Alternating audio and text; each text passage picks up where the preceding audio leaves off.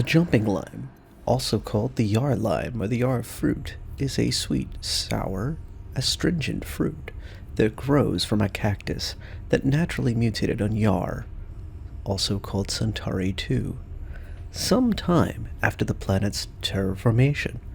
Discovered in 2450, the fruit was named for the ease with which it falls from its parent plant and clings to clothes and skin. It was domesticated as a crop plant in the early 26th century.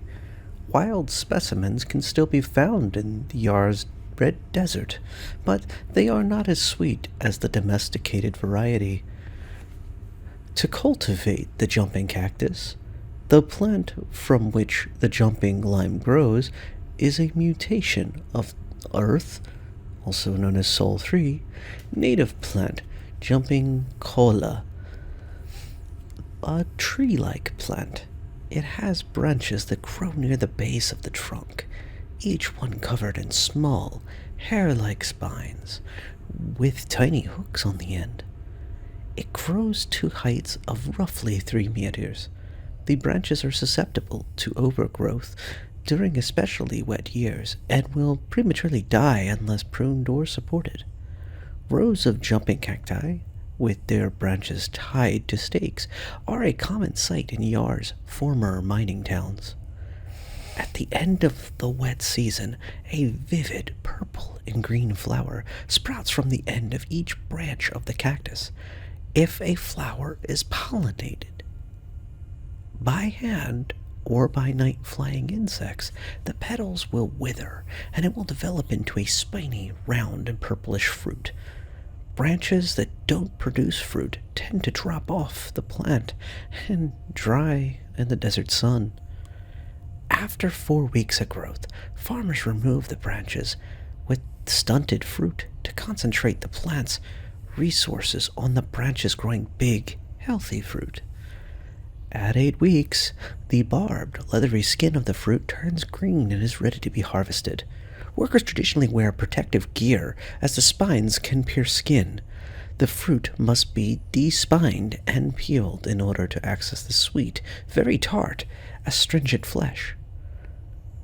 Distribution of the fruit that is indigenous to Yar and takes easily to any planet with deserts or dry forest is very common in many worlds. The Red Desert is home to a number of thick forests of the plant that may range over many hectares. It is common to see local fauna with the fruit attached to their hides, which is the main way the plant's seeds are spread in the wild.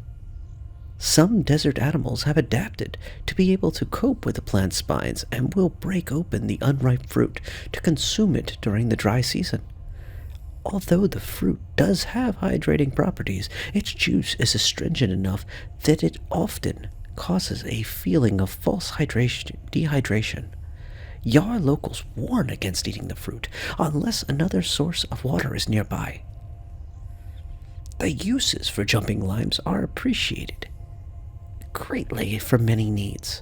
Their intense flavor and aroma, though many prefer to eat them cooked rather than raw. When they are roasted, some of the astringency decreases and the sugars caramelize, transforming the flesh from the very tannic and sour to bright and acidic.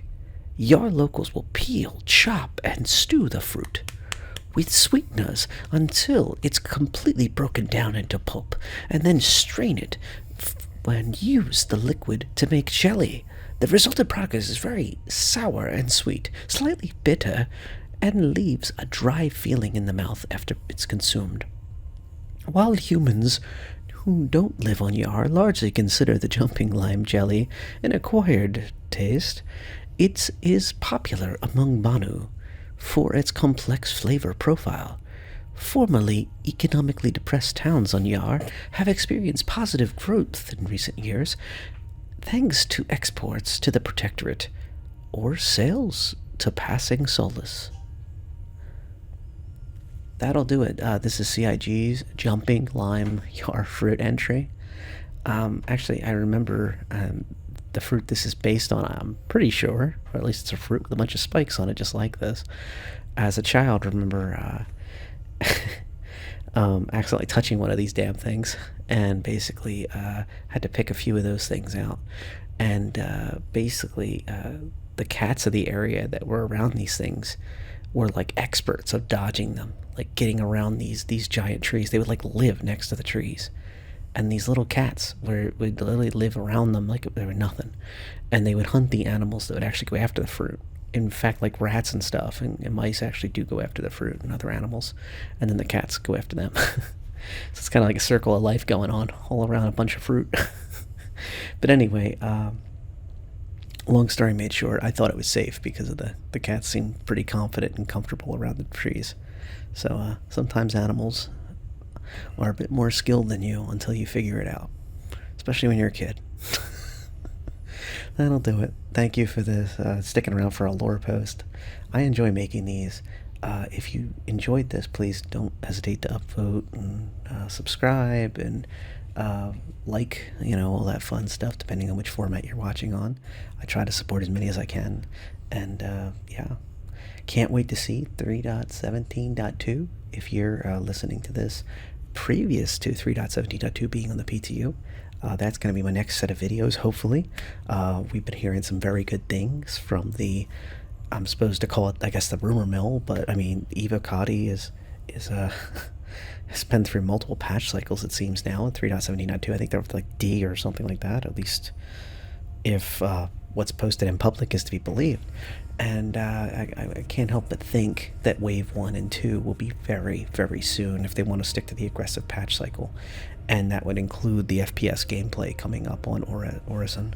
So bear that in mind. Yep. That'll do it. Thanks, and have a good evening.